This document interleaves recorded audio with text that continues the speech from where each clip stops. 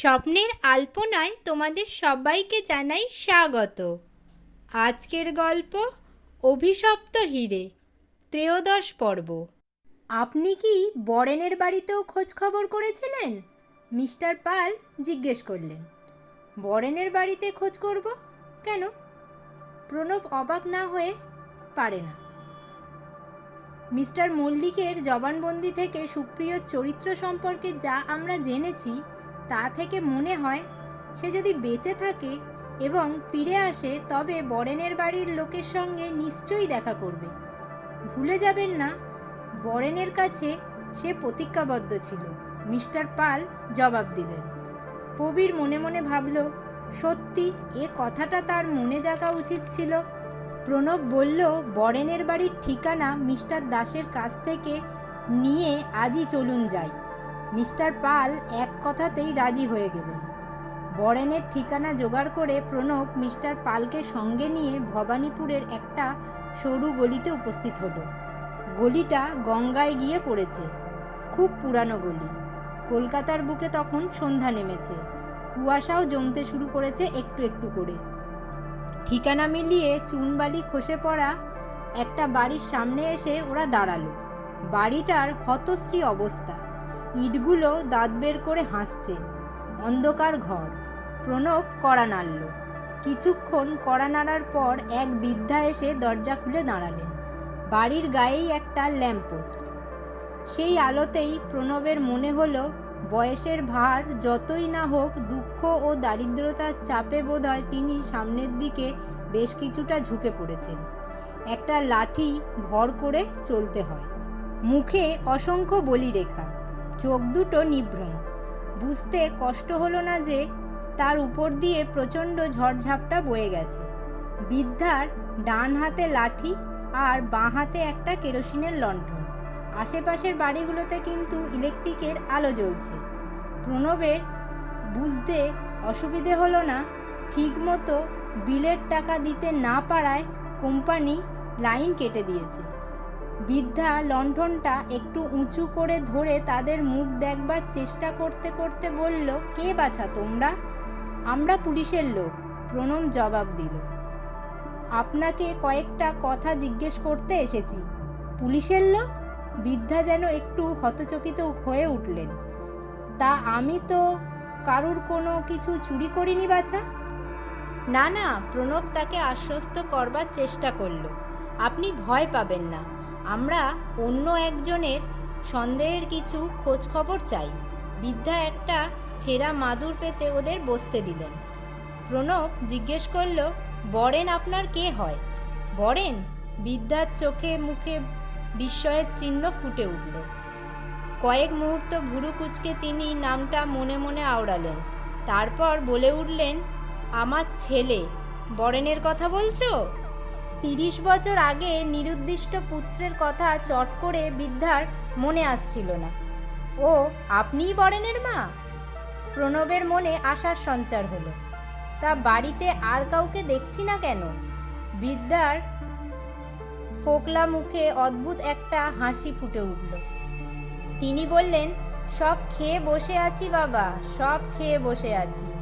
অনেক পাপ করেছিলাম গত জন্মে, তাই পোড়া পানটা কিছুতেই বেরোতে চাইছে না।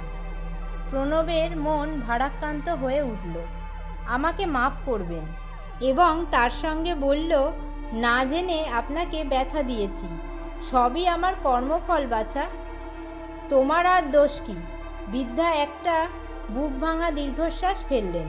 তা এতদিন পরে বরেনের খোঁজ করছো কেন তোমরা? সেও তো বেঁচে নেই। বেঁচে নেই এ কথা আপনি কি করে জানলেন? এবার জিজ্ঞেস করলেন মিস্টার পাল। সে কি আপনাকে চিঠি লিখেছিল? না বাছা, বৃদ্ধা জবাব দিলেন। সেই যে কবে সে চলে গেল, আর তার চিঠিপত্তর পাইনি। তবে বছর 2 আগে একজন লোক এসেছিল আমার কাছে, বলেছিল সে বরেনের বন্ধু। তার মুখ থেকে শুনেছি বরেনও আমাকে ফাঁকি দিয়ে চলে গেছে। বিদেশে বিভুঁয়ে সে নাকি অসুখে মারা গেছে। জমের শুধু আমাকে অরুচি। সেই বন্ধুকে আগে কখনো দেখেছিলেন? মিস্টার পাল আবার প্রশ্ন করলেন। তার নাম কি সুপ্রিয়? সুপ্রিয় সুপ্রিয়, বৃদ্ধা আবার স্মৃতির পাতা ওল্টাতে লাগলেন। তুমি বরেনের বন্ধু সুপ্রিয়র কথা বলছো?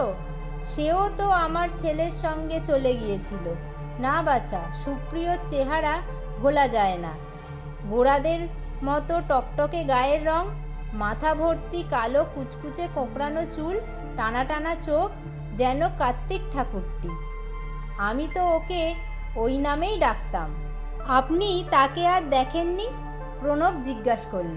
না বাছা, বরেণ্যের যে বন্ধু আপনাদের সঙ্গে দেখা করেছিল তার চেহারা মনে আছে আপনার? মিস্টার পাল প্রশ্ন করলেন। তার মাথায় ছিল একটা কালো টুপি, গায়ে বড় একটা কালো কোট, চোখে কালো চশমা। মুখ ভালো করে দেখিনি বাছা। মিস্টার পাল আর প্রণবের মধ্যে দৃষ্টি বিনিময় হলো। যে লোকটি সুপ্রিয়র পরিবারের খোঁজ খবর করছিল তার চেহারা আর পোশাকের সঙ্গে এই লোকটির আশ্চর্য মিল নিশ্চয়ই কাকতালীয় নয়। কে এই লোকটি? প্রণব মনে মনে ভাবল। এই কি সুপ্রিয়? সে আর কি বলেছিল? প্রণব সাগ্রহে জিজ্ঞাসা করল। সে আমাকে অনেক টাকা দিতে চেয়েছিল, বৃদ্ধা জবাব দিলেন। বরেন নাকি অনেক টাকা করেছিল। মরবার আগে ওই বন্ধুর কাছে বলে গিয়েছিল আমার হাতে যেন সব টাকা পৌঁছে দেয়। তা বাছা, এখন আর আমি টাকা নিয়ে কি করব? যখন টাকার দরকার ছিল তখন পাইনি। আধপেটা খেয়ে অসুখে বিনা চিকিৎসায় চোখের সামনে একে একে সবাই মরে গেল। তখন হাতে টাকা থাকলে আজ আমার এ দশা হতো না বাছা। এখন টাকা পয়সায় আমার ঘেন্না ধরে গেছে। কি হবে টাকা দিয়ে? সব খেয়ে বসে আছি, আর এখন টাকা দিয়ে কি মিঠাই মন্ডা খাবো? আমি তাকে বলে দিয়েছি টাকা যেন সে কোনো আশ্রমে দিয়ে দেয়, আমার দরকার নেই। আমি এখন মরতে পারলেই বাঁচি। তার সঙ্গে আর আপনার দেখা হয়নি? মিস্টার পাল জিজ্ঞাসা করলেন। না বাছা, তবে তারপর থেকে প্রত্যেক মাসে আমার নামে 400 করে টাকা আসছে বছর ধরে। আমি সে টাকা বেশিরভাগটাই গরিব দুঃখীদের মধ্যে বিলিয়ে দিই। আপনার কাছে সেই মানি অর্ডারের রসিদগুলো আছে? প্রণব এবার ব্যগ্র কণ্ঠে জিজ্ঞাসা করল। সেসব তো আমি ফেলে দিই বাছা, বৃদ্ধা জবাব দিলেন। তবে কালই টাকা এসেছিল, তার রসিদটা বোধহয় আছে। প্রণবের অনুরোধে বৃদ্ধা কিছুক্ষণ খুঁজে মানি অর্ডারের কুপনের টাকা প্রাপক অংশটুকু এনে দিলেন। প্রণব সাগ্রহে ওটার উপর চোখ বুলিয়ে যেন হতভম্ব হয়ে গেলেন। তারপর কুপনটা এগিয়ে দিলেন মিস্টার পালের দিকে। মিস্টার পাল প্রেরকের নাম পড়লেন, প্রণব সোম।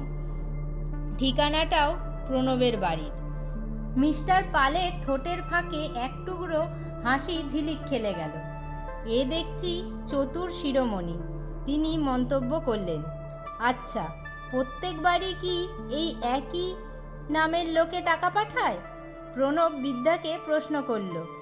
ওখানেই তো মজা বাছা, বৃদ্ধা জবাব দিলেন। প্রত্যেকবারই নতুন নতুন নামের লোক টাকা পাঠায়।